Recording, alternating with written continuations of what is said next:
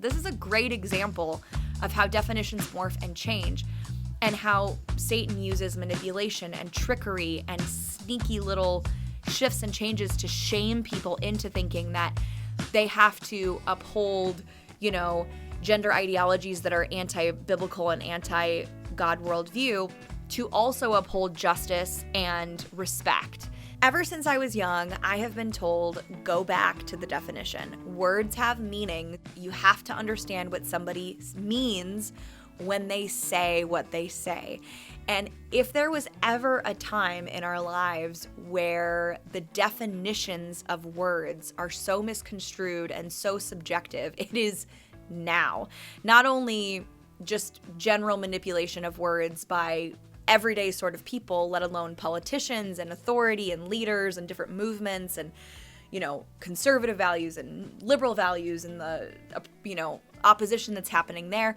But also in particular kinds of generations, there is a growing pattern of lingo that only that generation really gets. And my generation, Gen Z, is horrendous at this. I mean, literally, you could sit there and listen to a Gen Z and a Gen A and be like, I have no idea what you're saying. I have nothing that you said made sense. And there's sort of this like pride and ego attached to being able to use words that everybody knows that word, but the way that you're using it and the context you're using it is so vastly different, and no one understands what you're saying except your own generation. And y'all, just like a pro tip, if you want to be respected as a person that, has wisdom and information and skill and is excellent at something, if you want to be respected by somebody about what you think and what you say, then make sense. Make sense.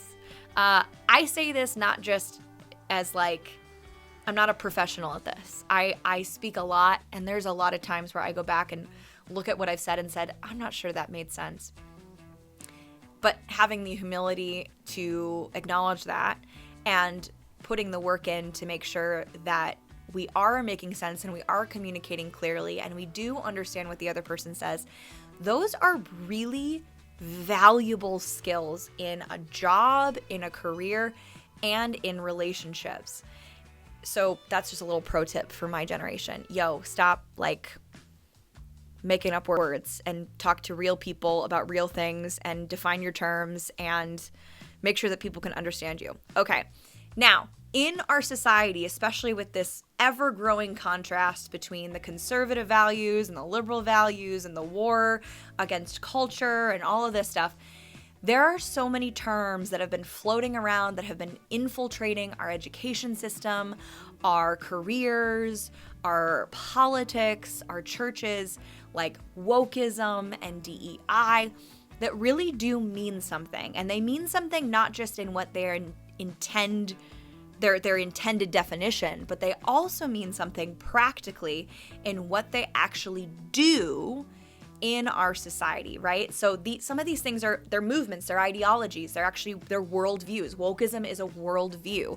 It's a way in which people live their lives. It's a way that defines the priorities. It defines the things they're willing to risk. It defines the things that they want to accomplish, how they want to see the world. And then you have methodology like DEI that kind of facilitates that worldview. And the problem is, whenever there's opposition to a particular movement like wokeism, you either fold or you redefine yourself.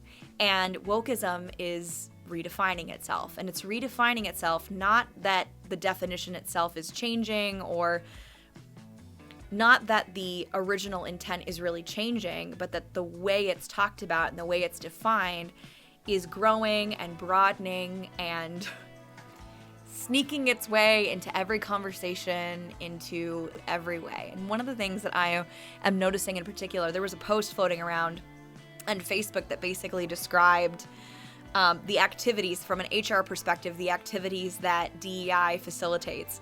And it's this long list of basically practical and social accessibility. So ramps and sidewalk curb cuts, subtitles and captions, family restrooms, coming back to a job after birthing a child, work accommodations for a variety of disabilities, flexible work arrangements, employee recognition programs, employee network resource groups, et cetera, et cetera, et cetera. Large print materials. In other words, here are all of these elements of like accessibility so that people can do their job that is now being classified under this woke ideology and this practical DEI framework. And it's so fascinating to me because of course this is what we would do. Of course we would say, well, nobody really likes these terms anymore. So now we're just going to put everything under the label of DEI and wokeism and like accredit everything good that has ever happened in our education system, in politics, in society, in the workforce, and accredit it to wokeism. And this is essentially what Whoopi Goldberg was doing as she was berating Caroline Leavitt about how, you know, she wouldn't even have a job as a woman if wokeism didn't exist. I would like her to do a little homework. She said there will be no wokeness here. Oh, yeah. Let me explain something to you, because without that wokeness, you might not have that job. You didn't have to worry about this. And now to hear you talk about it and to hear anybody talk about the wokeness was put in place for a reason. How anti-feminist of her to like attack another fellow woman who has a position of authority and power. Man, that seems very anti-feminist of you. This is a great example of how definitions morph and change and how Satan uses manipulation and trickery and sneaky little shifts and changes to shame people into thinking that they have to uphold, you know, gender ideologies that are anti-biblical and anti-God worldview to also uphold justice and respect.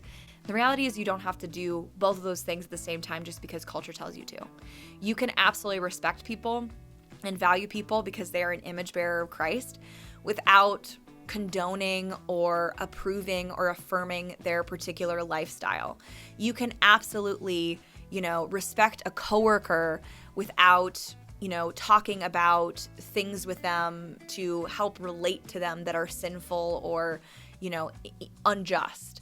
You can absolutely interact with people in a way that honors them as a human being without giving into these cultural norms that are anti-biblical. But this requires an understanding and a willingness to clearly define our terms, to clearly communicate, to listen well, and to understand what the other person means when they say what they say. This has been something I have been working really hard on in the last several years, just understanding what people are actually saying, seeing my own generation change definitions and change terms and kind of, you know, snicker in the corner and laugh at other people who don't get what they're saying. It's kind of like their own particular code, their little clique in their own generation. And yet that divides relationships, it divides what we're actually trying to accomplish in being in relationship, being in communication, being coworkers. And as Gen Z, we wonder why we're not getting great jobs. We wonder why we're not, you know, we're getting fired, you know, 3, 4, 5 months into or less into a job. We wonder why we're not getting raises or advancements or getting into the schools that we want to get into. And it's like, well, why would someone want us when our whole behavior is creating our own cliques and our own spaces that no one else understands, and then snickering and making fun in the corner when other people don't understand what we're actually saying. And this is why words matter and definitions matter and movements, cultural ideologies matter. They matter because we've got to understand, hey, what does something actually mean? What is it actually producing in the world? And is that something that's honoring to the Lord? Is that something that if my support, if my affirmation of that were to be known, was to be seen by the Lord, to be seen by my fellow believers, would it confuse people? Would it send people astray? Would it not be honoring to the Lord? And we've got to look at this very intently in every interaction that we have online, that we have with people around us, that we have with our loved ones and our family members and our church members. What are we actually supporting, and what does it actually mean? And are we taking the time to actually ask those questions and search out the answers? Just like wokeism and the methodology around DEI, terms are going to start changing, morphing, shifting into something else, sounding better, sounding good, sounding like something we should get behind. And taking the time to research and discern what they actually mean so that you understand what they are and what they aren't is going to help you to live a life that is honoring and discerning before the Lord, using genuine wisdom to call forward what is good and to call out what is evil. So this is just an encouragement for you to take that time to slow down before you post something, before you say that next thing, to say, wait a minute, are the terms, are the words that I'm using, are they defined properly? Will people understand what I mean by what I say? Are people going to be confused by the words that I'm using or the movement or ideologies that I'm promoting? Is that truly honoring to the Lord, or is it not?